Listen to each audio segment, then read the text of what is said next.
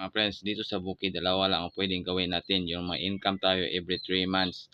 Okay, ang pagtatanim or ang pag-aalaga ng mga hayop. Okay, dito tayo sa pagtatanim.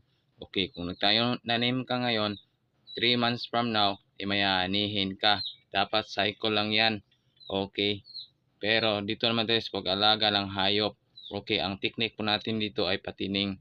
Okay, every 3 months, magkakabenta na tayo. Okay, may income tayo every quarter.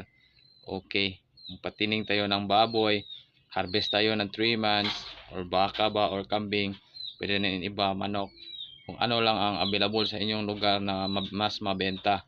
Okay, depende rin yan sa inyong lugar kung ano ang pwede sa inyo, pagtatanim ba o pag-alaga ng hayop. Okay, ang formula dyan ay diskarte at sipag, tiyaga. Diskarte kung paano mo mapaunlad ang iyong puhunan. Okay, and please subscribe